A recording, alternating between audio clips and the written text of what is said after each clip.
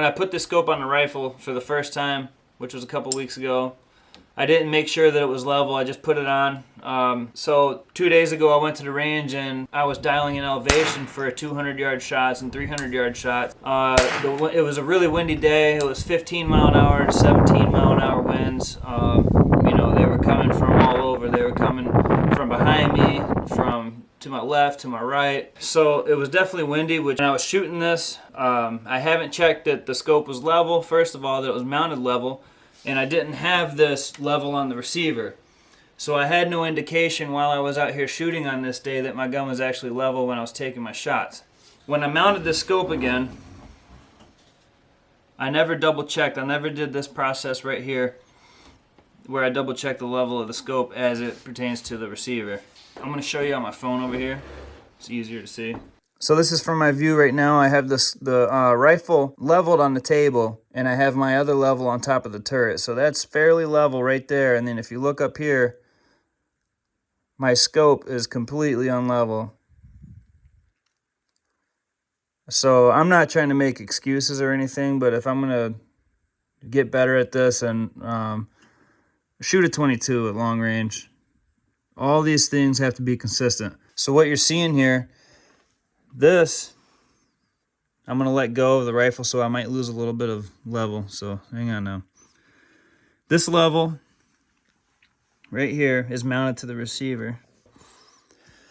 You line it up in the middle on that line, and that tells you the rifle is now level. And if you look up here, I have this one to reference the level of the scope. So this is flat right here. So you just got a flat bottom on this level here, and you just set it right on there. So you can see we're level there, and we're quite a ways off there. Even if I'm, oh, it's a little too much. So it's about right there.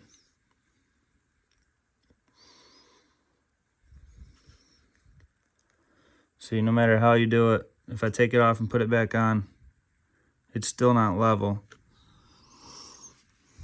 If my reticle is crooked and I'm dialing up in elevation and I'm having to do a holdover, that means I'm using the marks in my reticle right here. You can't reference that drop in gravity unless it's level, because your bullet's going to drop on this plane right here if it's level. If your reticles are not level, your bullet's going to drop still perfectly with gravity, but now it's going to be off in windage. And then now if you have a crosswind, you're going to have to figure that out as well, which basically makes it impossible for shooting, you know, a distance to where you have so much drop with said bullet, like a 22 at 300. I've shot those cans before at 200 back when I had the other Diamondback Tactical on here. It was the 12 power one. It's in my, you'll see it in my other videos. But I had that scope leveled, so doing my holdovers wasn't an issue. So now I'm going to revisit this. I'm going to show you how I fixed this problem. We're going to fix this level. I'm going to show you how I fixed the level on this today. I'm going to do a follow-up video. You got to see that footage from that disaster on the range. I'm going to do a follow-up video, and we're going to do the same shots again. We're going to do the same shots at 200 and at 300 yards. All right. So what we're going to do, we're going to level this up here. Now I'm going to do what's called a plumb bob level. So if you've leveled a lot of scopes in your day, I'm sure you've probably heard of the plumb bob method. So I'm only going to have 30 yards because I'm using my backyard. But for now, I'm going to get this level on here, and then we'll go from there. Also, while I'm doing this, I'm going to go over some tips on mounting scopes, you know, and the scope rings and such. I used to do everything with Loctite. That means the action screw, that means the scope rings, that means when I'm using the screw down here to mount it to the base, that was Loctite as well.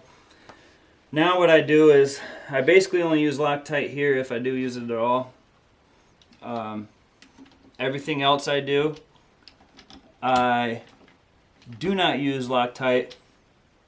I tighten the scope rings. If it's a Vortex scope, I tighten the scope rings down to 18 inch-pounds using this. And then I'll take a silver marker, and I'm going to show you what I mean. I'll take a silver marker and I'll mark the screw and the scope ring to make sure that they are always in line. And I won't mess with it unless I see that start to shift. So now you can see that it's not in line, but that's because I've been unscrewing right now. I've been doing this.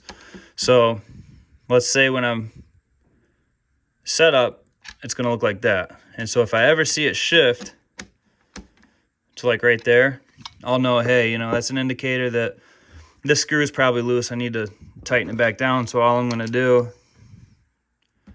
is go whoop right there, and then it's fine. It probably didn't even lose zero, although I would check it. So that's a tip. That way you know that you use Loctite when it dries and everything. If you have to take that screw out the next time you put it back in and you want to get it to 18 inch-pounds, you're probably going to hit 18 inch-pounds on the wrench before you actually have 18 inch-pounds on the scope rings, because the Loctite that's dry, that's already on there, is causing friction. So that is why I would recommend not putting Loctite on the screws on the scope rings, because you don't want to over tighten your scope, you don't want to crush the tube, and then you don't also want to have it not tight enough. You know, if you got that Loctite in there, you might think it's 18 inch-pounds, but really, you know, it's like 12 or 15, and your scope might wiggle a little bit. Now's a good time to make sure all my screws are even as well on each side.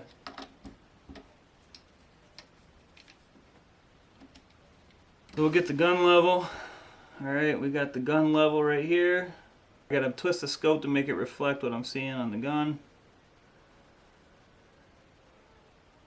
This part takes a while and it's not very fun to watch on camera.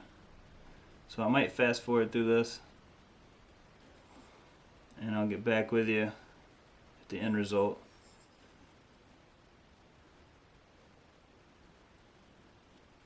That is perfect right there. Now, the tricky part is tightening this back down without losing the level on the scope, because the rings might try to twist the scope a little bit.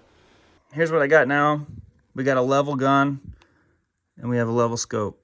So now I'm going to tighten these down and see if I can maintain that across both platforms here. Okay.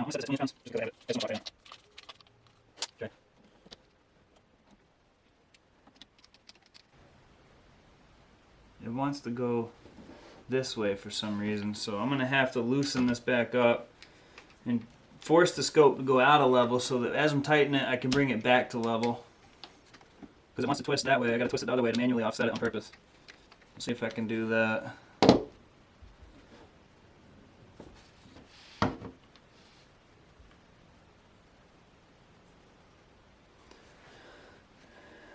Alright, let's try this again.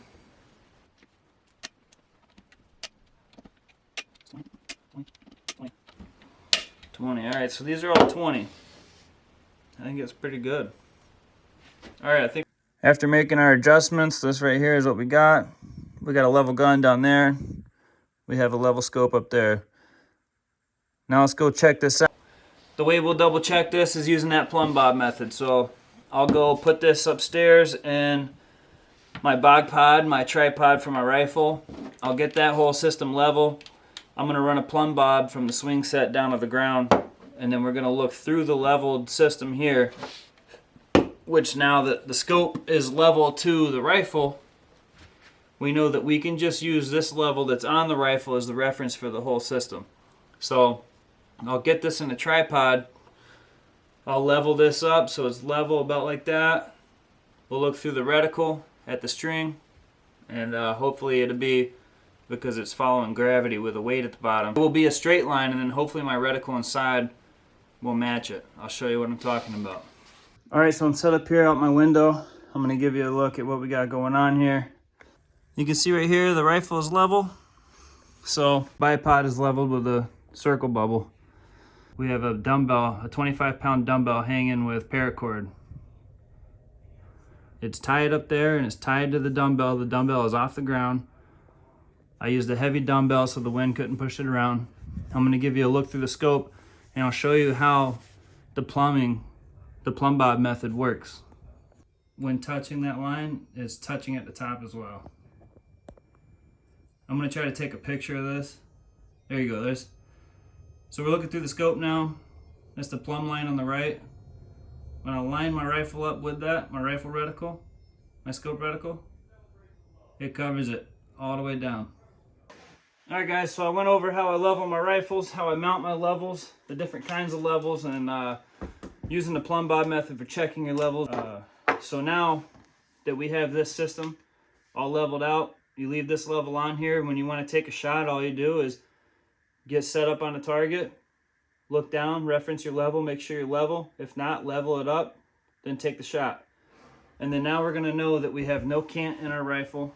Everything is, you know, with a good trigger press and a good follow through and all that stuff, good breathing patterns, we're going to know that we've done everything right. And once that projectile leaves the barrel, anything we see down range is just environmental. So it'd be windage, you know, like wind or, you know, distance or elevation. So we'll go back out and we'll reshoot that beer can video, do it a little bit more professionally, hopefully with no wind. And well, I hope you guys got something out of this. Thanks for watching. Peace.